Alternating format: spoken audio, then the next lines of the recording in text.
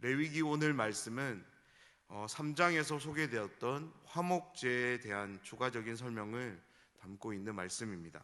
오늘 이 말씀을 함께 살펴보면서 화목제의 의미를 다시금 상기해보고 우리의 삶에 화목제를 어떻게 적용하고 실천할 수 있을지를 함께 나눠보려 합니다. 먼저 레위기 3장과 7장에 나오는 화목제가 위치하는 순서를 우리가 한번 생각해 봤으면 좋겠는데요. 1장에서 이제 제사의 규례가 소개될 때 화목제는 3장에서 소개됩니다. 그러니까 번제, 소제, 그리고 세 번째로 화목제가 소개됩니다. 그런데 7장에서 화목제는 속제제와 속건제 다음으로 마지막에 소개되는 것을 우리는 볼 수 있는데요. 이러한 제사의 순서를 통해서 우리는 두 가지를 한번 생각해 볼 수 있습니다. 첫 번째는 하나님이 받으시는 제사에는 종류가 있습니다. 번제, 소제, 화목제, 그리고 속제제, 속건제, 이 5가지 제사는 크게 나누어 두 가지로 나눠 볼 수 있는데요. 바로 자원제와 의무제라는 것입니다. 자원제는 말 그대로 하나님께 자원해서 드리는 것입니다. 제사를 드려야 하는 당위성과 어떠한 의무 조건이 없습니다. 그에 반해 의무제는 명확한 조건을 가지고 있습니다. 바로 죄라는 그 조건에 의해서 하나님께 드려지는 제사입니다. 죄가 있다면 반드시 드려져야 하는 제사가 바로 속제제와 속건제입니다. 번제, 소제, 화목제는 자원에서 드리는 제사로, 그리고 속건제와 속제제는 죄를 이제 사함받기 위한 그런 의무를 가진 제사로 우리는 나눌 수 있습니다. 그리고 두 번째는요, 제사의 방향인데요. 모든 제사는 하나님께 드려집니다. 그런데 이 제사의 내용을 우리가 한번 잘 살펴보면 하나님만을 향하는 제사가 있고요, 또 함께하는 이웃, 공동체를 향하는 제사가 있음을 우리는 확인하게 됩니다.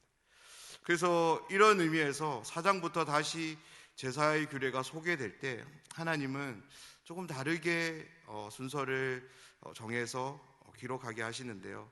하나님을 향하는 제사를 먼저 소개하고 그 다음에 하나님과 이웃 그리고 공동체를 향하는 제사를 배열하게 하십니다.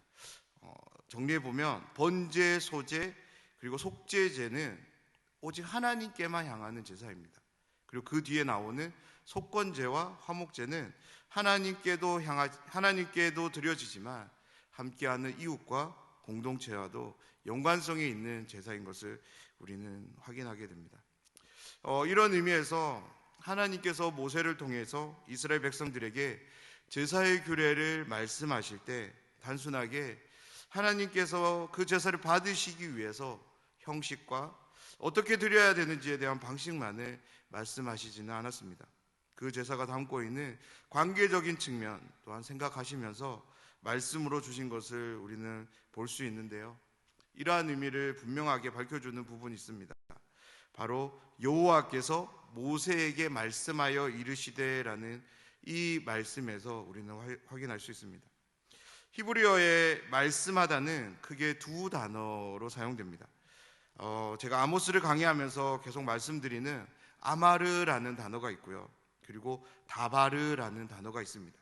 이 두 단어는 중요한 단어이기에 꼭 기억하셨으면 좋겠습니다.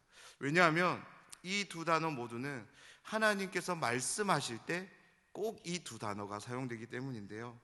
성경이 하나님의 말씀이라는 점에서 다바르와 아마르는 어쩌면 성경 전체에서 가장 중요한 단어가 아닐까 생각됩니다. 그런데 아마르와 다바르와 아마르에는 이런 차이가 있습니다. 아마르가 일상적으로 하는 말이라면 다바르는 격식을 갖춰서 하는 말이에요. 그래서 아마르는 하나님이 그냥 어떤 이스라엘 민족과 이야기하기 위해서 쓰여지는 데 반해서 다바르는 십계명과 율법 그리고 규례들과 같은 조항들을 이스라엘 백성들에게 이야기하실 때 이 단어를 사용하십니다. 그리고 무엇보다 또 한 가지는 다바르가 하나님과 함께 사용될 때 하나님은 그것을 말씀하실 뿐만 아니라 그 말씀에 대한 결과를 반드시 요구하신다는 거예요. 레위기의 모든 제사의 규례가 하나님의 말씀을 기록했다면 아마르와 다바르 중 어떤 말로 기록되었을까요? 제사의 규례는 격식을 갖춰야 되는 일이었기에 하나님은 다바르라는 말로 기록하게 하셨습니다. 그런 점에서 이 제사들 모두는 하나님의 이유와 목적을 담고 있는 동시에 이스라엘 백성들이 이 제사를 통해서 하나님께 상응하는 결과를 반응을 보여야 된다는 것입니다. 이 제사로 하나님 앞에 나아가는 모든 사람들은 이 제사를 통해서 찾으시는 그 삶의 결과물들을 하나님께 반드시 드려야 된다는 것인데요. 그런 의미에서 모든 제사는 일방적으로 드려지는 제사는 없습니다. 하나님과 사람들 사이에 쌍방으로 소통이 이루어지는 그런 현장인 것을 우리는 확인할 수 있습니다. 이 당시가 제사를 통해서 하나님께 나아갔다라면 오늘날 우리들은 예배를 통해서 하나님께 나아갑니다.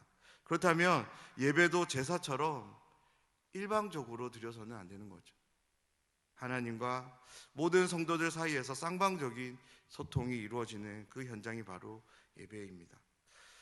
오늘 말씀에 소개되는 화목제에 관한 두 번째 규례는 크게 두 부분으로 우리는 나누어서 한번 살펴보려 합니다. 11절에서 21절과 22절에서 27절인데요. 먼저 11절에서 21절은 또 두 부분으로 나눠집니다. 감사함으로 드려지는 화목 제물에 대한 설명과 함께 특별히 드려진 고기를 어떻게 취급해야 되는지에 관한 말씀이 11절에서 15절까지 소개되고요.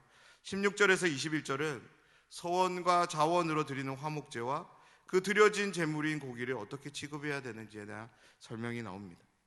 첫 번째 부분의 내용을 요약해 보면 이렇습니다. 모두 세 종류의 감사제가 화목제로 소개되는데요. 가장 두드러진 특징은 드려진 제물의 고기를 얼마 동안 먹을 수 있느냐입니다.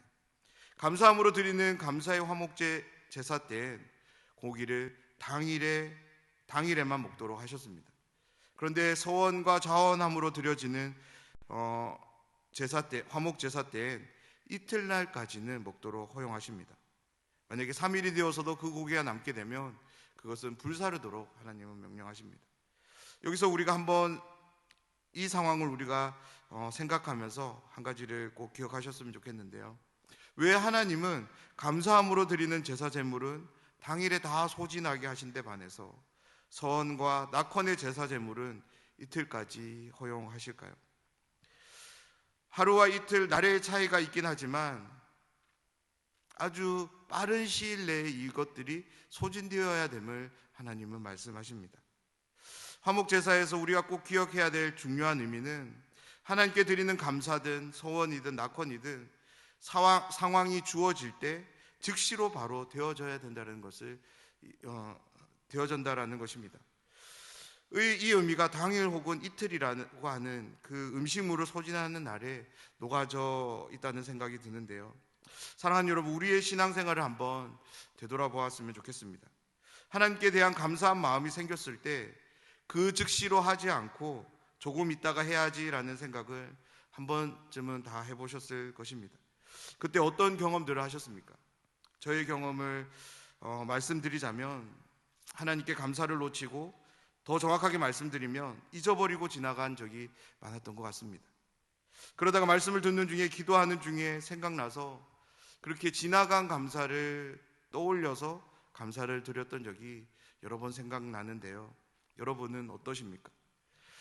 음식물을 하루 혹은 이틀에 다 소진하는 것은 마치 하나님께 대한 감사는 하루 혹은 이틀이 지나가면 할 수 없는 것과 같습니다.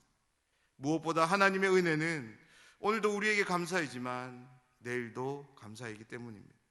그러하기에 오늘 그 감사를 놓친다면 내일의 감사는 어떻게 감사할 수 있을까요? 우리의 매일에 하나님이 베푸시는 은혜가 있음을 믿습니다. 그 은혜는 우리의 삶에 충분한 감사의 제목이 되는 줄 믿습니다. 오늘 하나님이 베푸시는 은혜에 함께하고 계십니까? 그렇다면 오늘 감사로 나아가시는 여러분 되시길 부탁드립니다. 오늘의 감사는 오늘 드립시다. 그리고 내일의 감사를 손꼽아 고대하는 그런 심령들이 있다라면 그 심령들에게 하나님은 내일 더 큰 은혜로 내려주실 줄 믿습니다. 두 번째는 22절에서 27절 말씀으로 화목제에 대한 금지의 말씀입니다. 3장과 동일한 맥락으로 기름과 피를 먹지 말라는 금지의 말씀과 함께 7장에서는 그 결과가 어떠할지를 구체적으로 언급합니다. 자기 백성 중에서 끊어지게 될 것이라고 말씀합니다. 사랑하는 여러분, 자기 백성 중에서 끊어진다라는 이 말의 의미는 무엇일까요? 다양한 방면에서 이야기할 수 있지만 가장 궁극적인 의미는 하나님과의 관계에서의 단절입니다. 자기 백성, 즉 이스라엘 백성들은 하나님의 언약 백성들입니다. 그러니까 하나님의 언약 백성에서 출교당해 더 이상 언약 백성이 되지 않게 된다라는 의미입니다. 그런데 우리는 이 의미를 조금 더 생각해 보기를 원합니다. 오늘 우리가 함께 나누고 있는 이 말씀, 이 제사는 어떤 제사입니까? 바로 화목 제사입니다. 하나님과의 화목한 가운데서 더 화목함으로 나아가기 위해 드려지는 제사가 화목 제사입니다.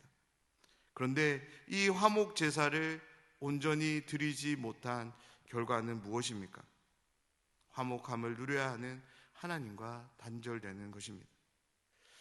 화목하기 위해 드리는 제사였는데 하나님과의 단절이라면 이것은 너무나도 역기능적인 결과를 갖게 되는 일입니다.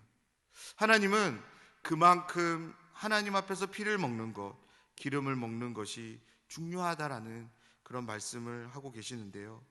왜냐하면 기름과 피는 하나님이 취하시는 것이기 때문입니다. 앞서 하나님의 것을 우리는 결코 넘보면 안 된다라고 말씀을 드렸는데요. 바로 그 관계의 단절까지 이야기하신 하나님의 마음속에 바로 이러한 의미가 담겨져 있습니다. 우리가 화목제를 생각하면서 제사장들과 함께하는 이웃들과 나누는 것, 그로 인해 더 기쁨을 누리는 것, 그것을 떠올리는 것도 중요하지만 이것이 1차적으로는 제사인 것을 우리는 꼭 기억해야 될 것입니다. 다름 아닌 하나님께 드려지는 제사라는 것을 잊어서는 안 될 것입니다. 사랑하는 여러분, 제사는 방식이 중요합니다. 하나님은 이스라엘 백성들에게 이렇게 말씀하십니다. 기름과 피는 먹지 말라라고. 이 금지 규정을 통해서 하나님은 화목제를 통해서 하나님과의 화목, 그리고 함께하는 자들과의 화목으로 이스라엘 모든 민족들이 나아가기를 원하고 계시는 것입니다. 사랑하는 여러분, 우리의 예배가 레위기가 소개하는 화목제와 같은 예배가 되기를 소망합니다. 하나님께 드릴 감사가 있다라면 즉시로 드려지는 그런 예배가 되었으면 좋겠습니다. 그리고 하나님께 올려드림과 동시에 함께하는 지체들과도 그 감사를 함께 나누는 그런 축제의 예배가 되기를 간절히 소원합니다. 지금 코로나19 오미크론의 여파가 너무나도 강력한데요. 이 어려움 앞에서 우리의 예배가 위축되지 않기를 기도하며 원합니다. 그렇다면 우리가 어떻게 해야 될까요? 오늘 레위기를 통해 보게 되는 화목제의 정신이 이 어려운 가운데 하나님께 드리는 우리의 예배에 좋은 적용점을 주는 것 같습니다.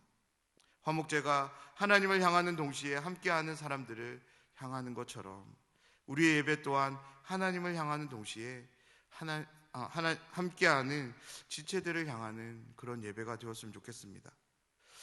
그러기 위해서 우리는 우리 함께하는 지체들을 더욱 잘 돌봐야 될 것입니다. 함께 예배로 나아가기 위해, 함께 즐거움에 참여하기 위해서 오늘 우리의 마음을 함께 나누기를 소망합니다.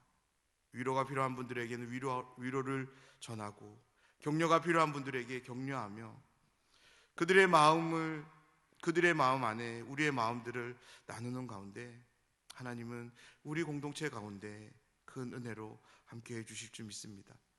우리에게 그 은혜가 있다면 우리는 그 은혜를 힘입어서 함께 하나님을 예배하게 될 줄 믿습니다.